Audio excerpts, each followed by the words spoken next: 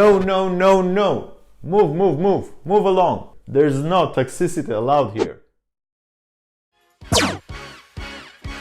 It's fun to stay at the MGTOW. It's fun to stay at the MGTOW. They have everything for you, meant to enjoy. You can hang out with all the boys. It's fun to stay at the MGTOW. It's fun to stay at the MGTOW.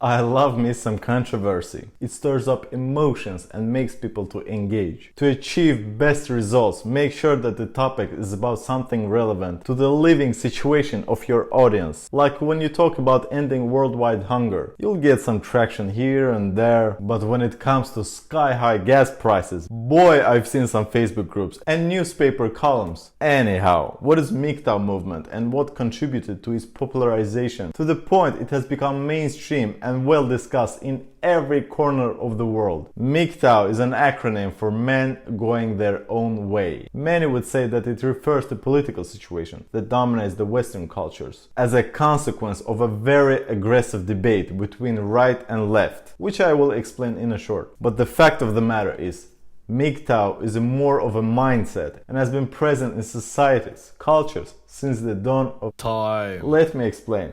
Every other political ideology that in one way or another dictates the direction of our lives is about control of masses. Nowadays, it has come to a point when everything is accentuated ever so greatly, and that includes controlling. Why is that? How come?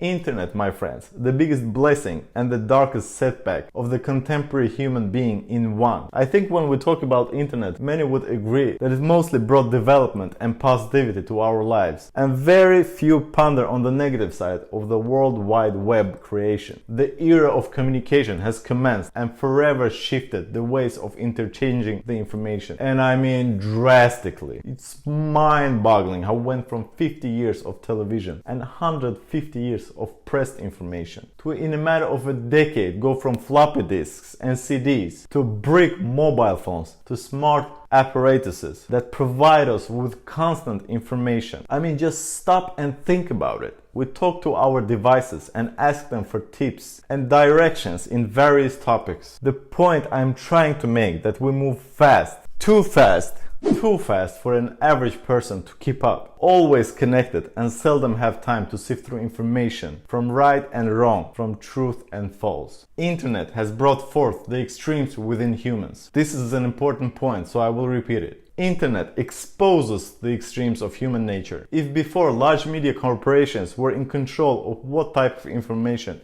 and in what quantities should get attention, now it's a total another ball game. You and me can sit on our sofas in bare underwear, scratch our bottom cheeks and get an inspiration to share whatever thought and idea that we have with the wide world, and that in any format desired. Internet is a catalyst to ever-changing surroundings in form of industrial development, ways of living, communication, procreation, how we work, what we choose to eat, how we feel about ourselves both mentally and physically. The extreme political left has become more prominent, and so has political extreme right. Humanity starts to lose balance, and balance is what we should aim for. The importance of balance concerns every possible area in life. This has been mentioned countless times in videos about masculinity and femininity, about extrovert and introvert. Balance between being and doing, detaching from everything worldly and not taking the life too seriously. To have a self-distance and enjoy every aspect of life. Balance has become very unpopular, and extreme ideas are dividing the majority of the humanity, dividing in different phalanxes with defining pronounced views on living.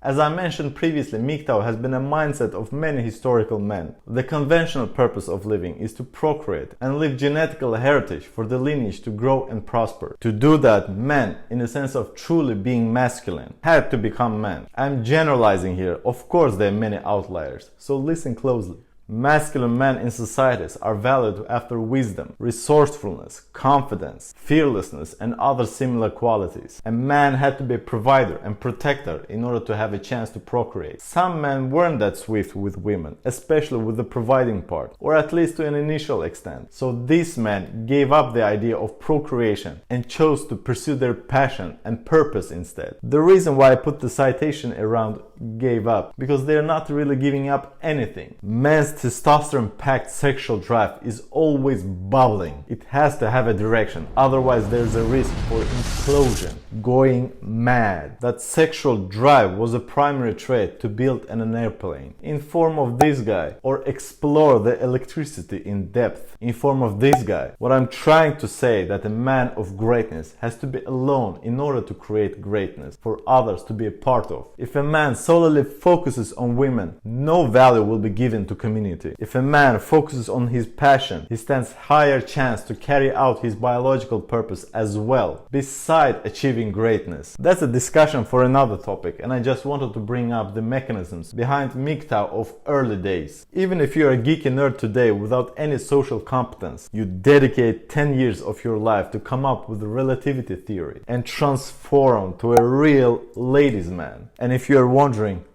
oh yeah, he was. Back to internet and control over masses. No one denies that very few own most of the world's resources. And those who ask the question, isn't it enough already? I say, it's not about money at that point. Internet has become a great tool for managing the direction of societal development. Powerful people do anything to keep that control. Internet magnifies and allows everything to happen faster, bigger, and more convenient for those who really dictate the what's and the hows, not the puppets we call politicians. If you have watched the video on masculinity and femininity, you already know that the masculinity is about being rebellious, self-sufficient, and competitive, while the femininity is about conformity and following. Top few powerful people, the masculine, the government, the authorities, the controller, have entered an affair with the feminine. The conventional cooperative bond between average women and men has lost its meaning. There's no need in a man builds a house, a woman creates a home. The relationship is between the feminine and the government. So many men feel neglected.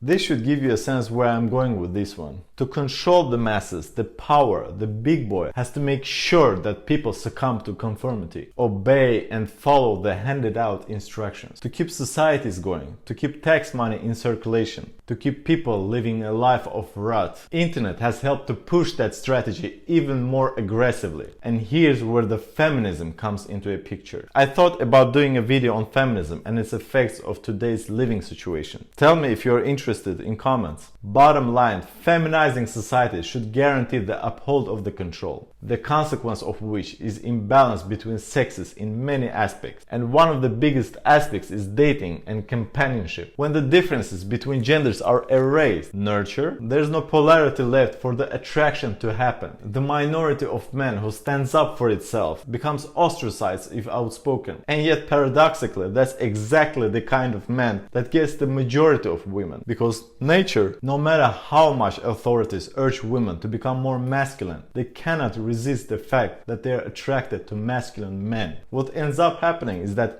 80-20 rule becomes relevant here as well. Majority of women go after minority men, and minority of men gets the majority of women. MGTOW of today's internet era is a clear protest against that imbalance, where many men are fed up with getting used and neglected within different governmental institutions, especially divorces. Remember, the authorities favor the feminine because it obeys and plays according to the rules. Yet again, the feminine is not only women. Political left, with all its different manifestations, is feminine, being about collectivism, which is the opposite of masculine and individualism. So when men feel neglected, both politically and sexually, when they feel abandoned by government and accused of misconduct just by saying hi to someone they find attractive, they throw in the towel and go their own way. Whether it will take a decade or a century for a pendulum to swing back, one thing is sure: the change will come. The change is what it is, neither bad or good.